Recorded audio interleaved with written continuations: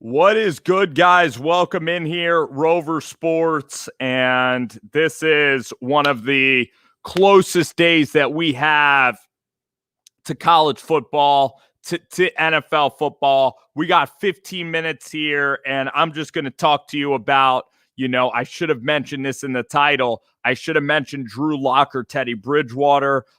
Just got off of a podcast doing Changing of the Times podcast. You guys can listen to that with two of my co-hosts that I was able to record a podcast with. But we're talking about the Cleveland Browns and their expectations. And guys, going into this season, the Cleveland Browns, I mean, they have a lot of expectations coming off a wild card win against the Steelers. You have Kareem Hunt, you have Nick Chubb, you have good offensive linemen, Baker Mayfield. Everything is setting up to be a fantastic season with Odell Beckham returning, Jarvis Landry. It's been quiet. Stefanski's been doing his thing. But I'm here to tell you that I think that the Pittsburgh Steelers and the Baltimore Ravens are still the class of the AFC North. And you look at how difficult the Browns' schedule is going to be coming down the stretch, having to go play the Green Bay Packers, having to go play all of these different teams. And I see no way that the Cleveland Browns are even going to make it to the divisional round. I like the Steelers a lot this year in the AFC. I think that the Steelers can compete. Same with the Ravens. Of course, it's probably going to come back down to Buffalo. It's going to come back down to the Kansas City Chiefs. Maybe the Chargers sneak in. Maybe the Raiders have a big year. So the whole AFC West is absolutely stacked with talent. But I don't think that the Cleveland Browns, I mean, they've been the popular pick. All the money's going to Cleveland, but I'm not a fan of it. My good buddy here, Ninja Cow, comes into the show. We're talking Drew Lock loses the job to Teddy Bridgewater, and I was devastated on Wednesday because I am a huge Drew Lock fan, was able to meet him one time. I've loved his game ever since he was at Missouri, ever since he started against Georgia that year. And I was a big, big fan of Drew Lock. And I'm really disgusted by this choice because I feel for Drew Lock because he became more serious about football. He got training with Peyton Manning. He got his body right. He put everything into the season. He was a man on a mission. He had a really good preseason tenure. He had good games in the preseason. He did everything he needed to do. And, Teddy Bridgewater was good competition. But once again, I would have given the franchise to Drew Lock. I would have let Drew Lock this year be the sink or swim year for Drew Lock. But Fangio was looking out for his own self-interest. And instead of striving to be great, instead of maybe like going for that par five, or instead of trying to hit that home run instead of that single, they just decided to try to win 8 or 9 games and go with a check down artist in Teddy Bridgewater that will not be creating the explosive plays on a consistent basis that could be achieved from this offense. They basically have quit on their second round pick. The last 2 years of mentorship have meant nothing. And you look at Drew Lock, and this is a quarterback that in his first year, he basically was hurt his entire first year, played 4 really good games, went 3-1. Last year, then, he got hurt, I think, against the Steelers in the opening week. He was completely discombobulated. You had a season where nobody could meet. You have Cortland Sutton leave your team, go out. One of your best weapons is hurt all season last year. Jerry Jeudy is a new receiver, and you can't even throw with a brand new receiver. Melvin Gordon, a brand new running back. You cannot even meet with these guys. And it's just a brand new team. And then the expectations in the media were oh, well, Drew Lock has all these weapons. You look at how good Jerry Jeudy is.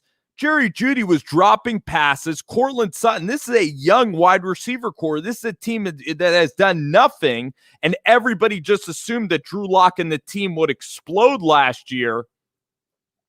I mean, it's just ridiculous that they won't give this guy a chance. He has elite level arm strength, elite touch.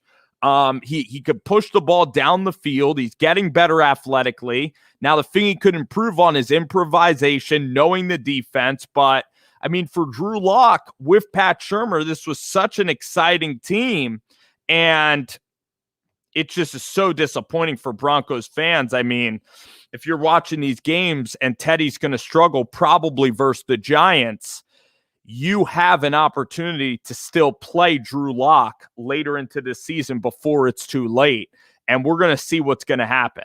I mean, of course, everybody loves Teddy Bridgewater. He's the ultimate leader. You know, he's gone through, tons of injuries, and no one's going to sit here and say that Teddy Bridgewater is not a fantastic human being. But in terms of quarterback play, Drew Lock has that upside that I'm just was really excited about watching. But now, who knows? Drew Lock's career might be defined by the failures of his first 2 years. And some guys get no chances to really be a quarterback. When Drew Lock, if he gets that next chance, he can't screw it up. He can't get hurt. I mean, his margin for error now is like almost zero. He could be out of the NFL or be a permanent backup quarterback.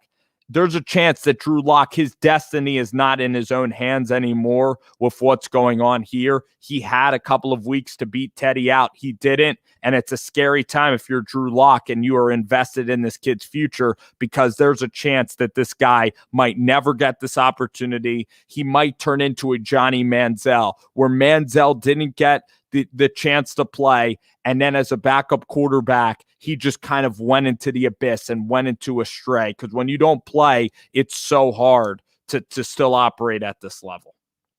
So it's really disappointing. I agree with Clocks on this. I mean, me and you, Clocks, over the years have had some really good debates and feverish debates. And I'm this way with Clocks, and also White Lotus comes into the show.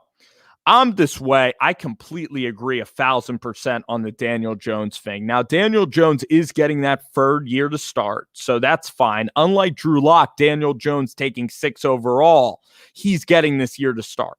Now, here's the thing about Daniel Jones is that last year, Daniel Jones was fully healthy the whole year. So you saw a Daniel Jones playing pretty much, I think Jones has played in double the games of Drew Lock. So I have a lot more of an idea what Daniel Jones is like. Okay. And Daniel Jones, the one game that Daniel Jones played well was the game against the Philadelphia Eagles, where he was anticipating with his throws, where he was making plays and really would throw the guy on time. Because that's the thing about Jones, is that looking deep down the field, Daniel Jones does not possess any ability to really challenge a defense throwing the football deep. Okay. He has below arm. I would say that he has average arm strength to below average arm strength. I think Lamar Jackson has a lot bigger arm than even Daniel Jones. Baker Mayfield, I think that his arm strength is he can't drive the football deep. He doesn't look for those big plays, but most of all, his instincts in the pocket are just not there. And that's something that's hard to teach. Some guys have great football instincts. Daniel Jones, I mean, even in that Bucks game, you saw, you could, as a D coordinator, you can rush 4 guys into the pocket, and Daniel Jones won't find a way to roll to his right or roll to his left and make a play. He wants to hang in that pocket. And these defensive linemen nowadays, you look at why Fields is successful, why Jalen Hurts is successful. Can they get outside the pocket? Can they extend the play? And Daniel Jones, even though he's a fast 40-time runner, he is not able to do that. So for the New York Giants, you have the Chicago Bears pick. I like Joe Judge so much as a head coach, and it's kind of a tragedy because this roster is so damn good. I mean, because this defense is going to be really like a top 5 defense, it's a shame that the New York Giants are not looking at some options here in the quarterback market. You know what's interesting about the New York Giants too, is that the New York Giants, they could potentially offer up a trade for Cam Newton. Because Cam Newton, if Mac Jones starts, they can offer up a trade for Cam Newton. They can also offer up a trade for Mitchell Trubisky. There are quarterbacks that you can go after. I would really look at Cam Newton. being a guy for the New York Giants if Daniel Jones can't get it done. You're going to know it in the first 4 weeks if Jones is going to be the guy or not. You play Denver, you're going to be playing against Washington, who has a really good defensive front. So it's going to be really, really tough. You look at Kyler Murray. Kyler Murray's, been obviously the star of that 2019 quarterback class. But with Drew Lock, I mean, if he had a year like Baker Mayfield did in his third year, Drew Lock would be right up there. Gardner Minshew, not a big arm, very limited in his play style. It's good to have you guys back. I think the Jets are really headed on a great trajectory here. I think that Zach Wilson looks like the best quarterback in this draft class. You also have Trey Lance out there, and Trey Lance, he was able to bounce back. I mean, Trey Lance, from all accounts, has been an incredible teammate, really humble and easy to get along with. And Trey Lance could really be a superstar at this level. Great question from Joshua about the NFC East standings at the end of the year. I'm not buying into the Washington Redskins, the Washington football team. I'm not buying into the Cleveland Browns and the AFC North. I'm actually going to take the Dallas Cowboys. Probably the Dallas Cowboys and the New York Giants are the two teams that are going to be vying for that NFC East championship. I also view the Eagles with Nick Sirianni.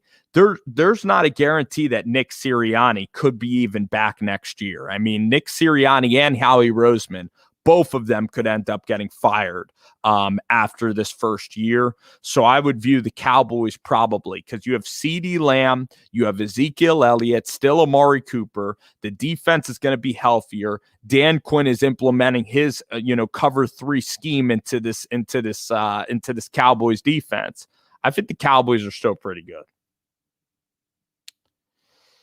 I think that with Jimmy Garoppolo, you at least made a Super Bowl. So if Jimmy G's going to play well, it could be like an Alex Smith to Mahomes situation, because Jimmy G at least has won playoff games. Jimmy G has had successful seasons. He's a winner.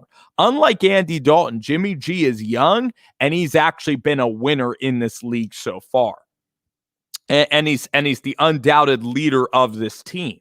So I look at Jimmy G. He could still play dang well. I think you start him at the beginning of the year. If you go 0-2, then you roll with Trey Lance really quickly. Now, Raphael, I wasn't the biggest Justin Fields guy. I will admit that he is showing great improvisational skills, and I got to give him props for that. In terms of his throwing ability, I'm still not there with Justin Fields. I still like Lance Wilson, and even Mac Jones has really been incredibly successful so far. I look at Lawrence as being, obviously the overrated guy that we look at here in this drafting process, because you look at Jacksonville, the help around Trevor Lawrence, he doesn't even look that good. Trevor Lawrence does not look as good as Zach Wilson or Trey Lance in terms of a physical ability. These two guys are higher than Trevor Lawrence. And that's what I was saying back before the draft started. I would have taken Zach Wilson probably with that first overall pick. It would have been crazy unpopular.